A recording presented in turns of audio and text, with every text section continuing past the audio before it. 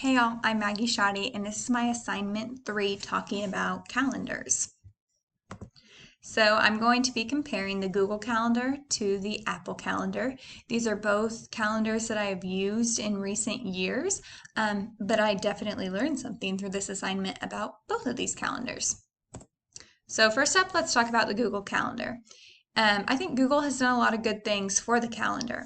First off, it's easily accessible. If you have a Google account, you have a Google Calendar, and you can share your calendar or your events with guests, and it's very easy. All you have to do is type in your guest email into the invite box, just like you would or in the share box, just like you would in a doc or a form or a sheets or a slides presentation, anything like that. So Google has definitely has that nailed down, so it's easy for their users. One of my favorite features of the Google Calendar is how customizable it is. So you can easily color code so that one color is for one thing, another color is for another thing. It also has where you can view from day to day, week to week, month to month, or even a year at a glance. So maybe this helps with planning. In the Google Calendar, you can create reminders and notifications. You can change the frequency of these, how often you want to be reminded, and then you can even delete these if something changes. So I like really that the other Google apps can be linked to your Google Calendar. I found this to be beneficial when I get an event invite in my email. It automatically links it to my calendar. Sometimes I struggle with forgetting to put it into my calendar, so if it comes through my email, it's already there. That's amazing for me, very beneficial. And finally, I like how you can use Google Calendar anywhere. Just like if you can log into Google, you can use it, whether it's on the web, an Android system, or an iOS system. So again, it's very easily accessible. Next, let's look at Apple's calendar. While Apple has a very efficient style, I think it lacks customizable features. It's easy to overlook the dates or the events in your calendar just because everything looks the same. So in an Apple Calendar, you can also create reminders and notifications. One feature that Apple has that Google doesn't is a time to leave alert. So this alert takes into consideration the street traffic and the time it takes to get to your event, and it will alert you when it's time to leave to arrive on time. So that would be very helpful, I think. A downside to the Apple Calendar is that it is only available on Apple features. So if you only have Apple products, this wouldn't be a problem for you. But as for me, I have an Apple phone, but my laptops are HP, so it wouldn't be very easy for me to access my calendar so quickly all the time. But on the other hand, it has really great security features. This is one thing that Apple definitely beats Google in when it comes to security. So if security is a make or break thing for you, then Apple wins it hands down.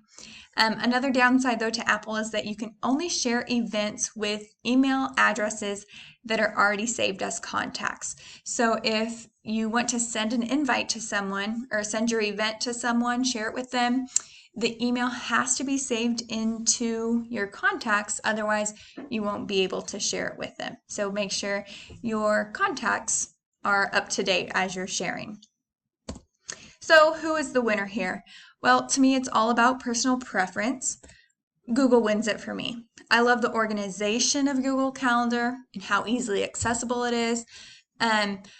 The color coding kind of does it for me. There's still something about a paper or a book planner, color coding things, using colorful pens, making sure school is one color, softball's another color, things like that.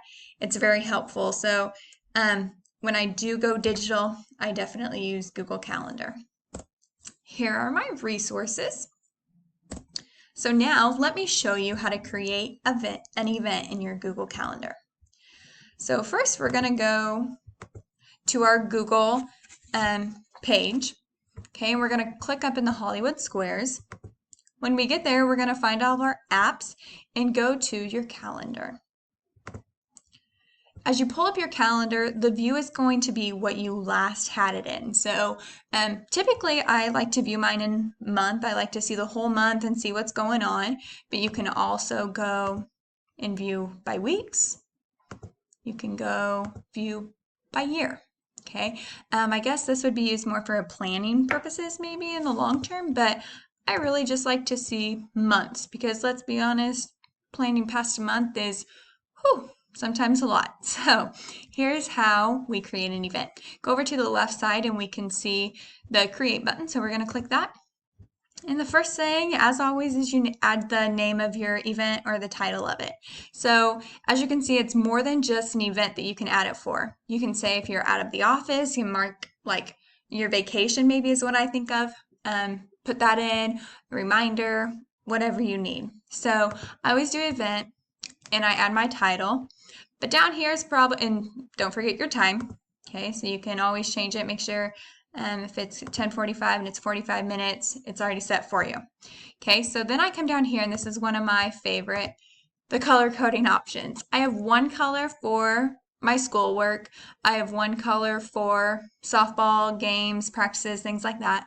I have one color for Fort Hays State, my master's classes, and I have one for personal events. So it really helps me kind of determine what's going on and things like that and stay organized. So make sure, I think this is a very handy option to use.